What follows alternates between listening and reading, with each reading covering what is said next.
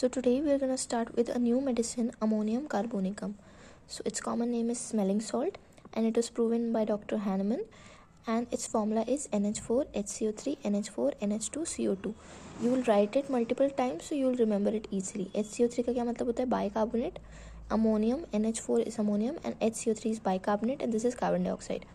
So introduction में we see that ammonium carb is a very effective remedy when potentized from the pure salt carbonate. यानी कि जो pure salt carbonate of ammonium है उसको जब हम पोटेंटाइज करेंगे तो अमोनियम कार्ब जो है वो बहुत ही इफेक्टिव रेमेडी बन जाएगी, बहुत सारी जगहों पे बहुत अच्छा वर्क करने वाली रेमेडी बन जाएगी.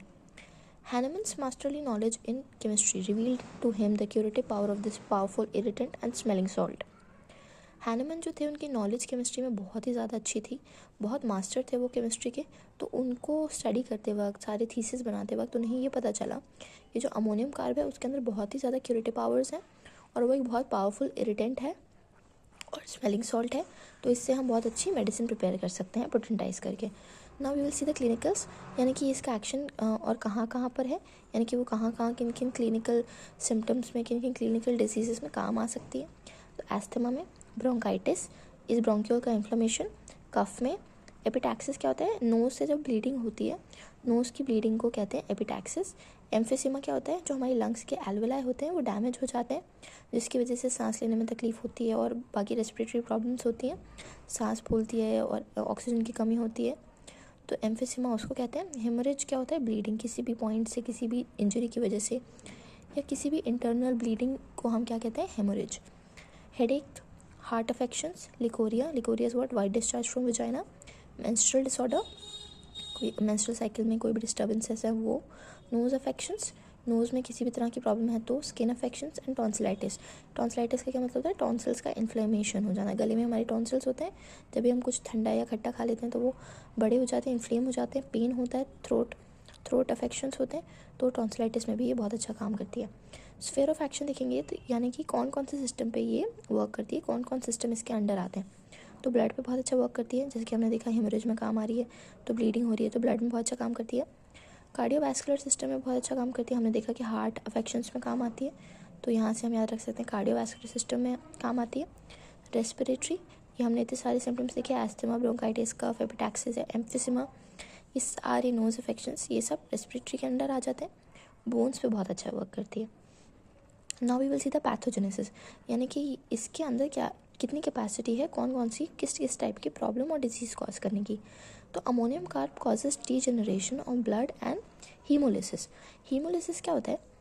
डीजनरेशन ऑफ ब्लड मतलब ब्लड को की कमी लाना, ब्लड को डीजनरेट करने का क्या मतलब है?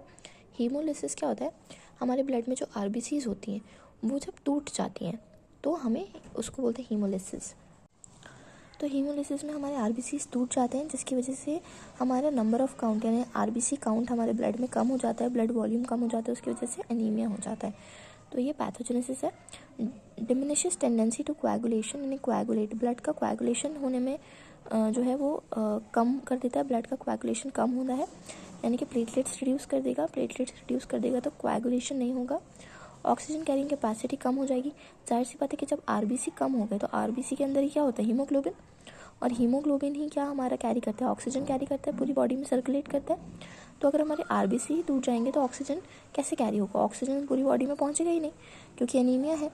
तो ऑक्सीजन कैरिंग कैपेसिटी भी क्या हो जाएगी? डिमिनिश हो जाएगी, कम हो जाएगी. Affect the blood vessels resulting in haemorrhage, यानी कि ये हेमरेज करवाता है. ब्लड वेसल्स को ऐसा कर देगा कि उसमें कहीं लीकेज हो जाएगा, ब्लीडिंग होने लगेगी तो हेमरेज हो जाएगा. Irritates mucous membrane of respiratory GIT, setting in catarrhal condition, बहुत ज़्यादा म्यूकस प्रोड्यूस होने की वजह से कैटरल कंडीशन हो जाएगी. स्नफल्स of nose,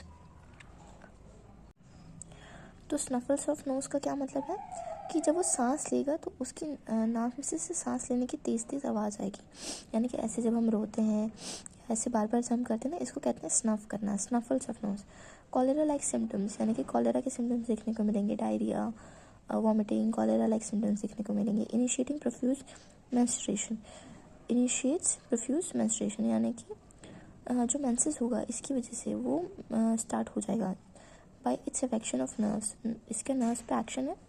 so it produces increase activity of blood vessels in heart और ब्लड वेसल्स की एक्टिविटी बढ़ा देता है जिसकी वजह से हमें ये सारे अफेक्शंस देखने को मिलते हैं.